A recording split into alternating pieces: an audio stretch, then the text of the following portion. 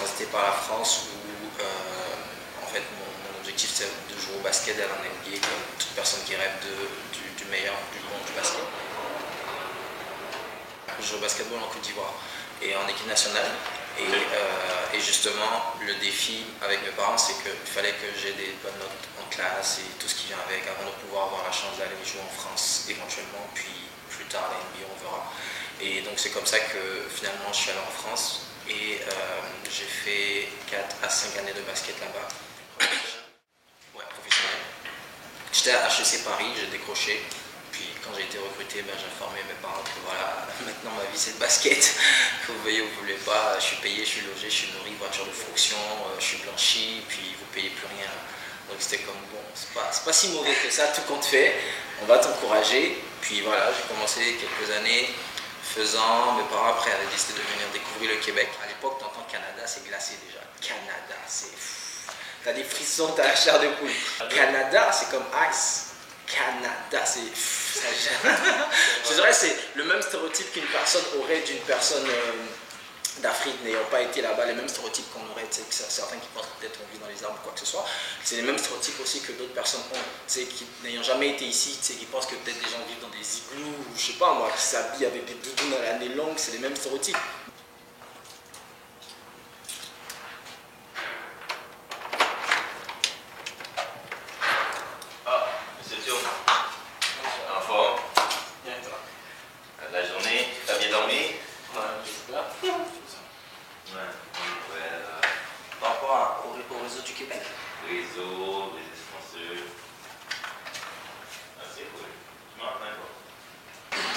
Voilà, là on est aux habitations Jeanne Mance.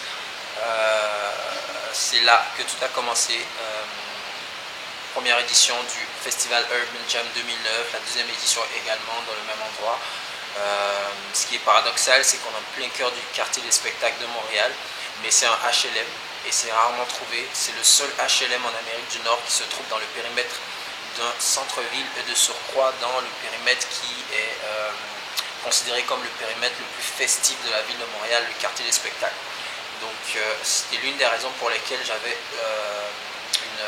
une attirance pour cet endroit-là, mais aussi pour le fait qu'il y avait un lien avec la mission sociale de mon événement qui était de raccrocher les jeunes aux études par le biais du sport et du basket. Donc de savoir que dans cet endroit-là, il y avait des jeunes en milieu défavorisé et que le basket était un sport qui pouvait considérer une issue de raccrochement à un système social. Pour moi, c'était une opportunité. Alors, donc, comme je disais, je vous invite à venir cet été 2011 et participer à ce festival-là qui, autour du basket et de la culture, est un rendez-vous pour la jeunesse, est un rendez-vous culturel.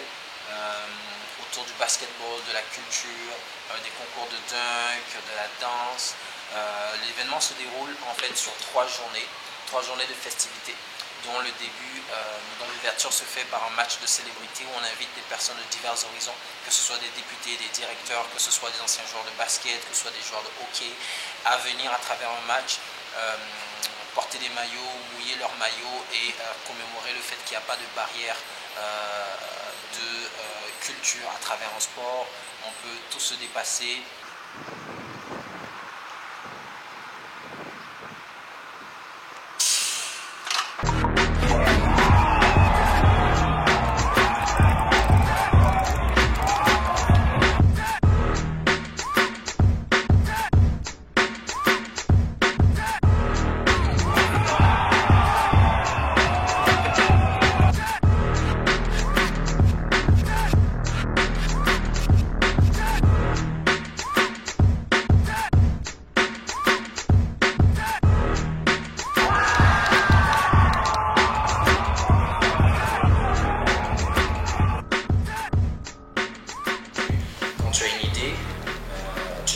Le matin, tu dis ah j'ai une mauvaise idée ce matin.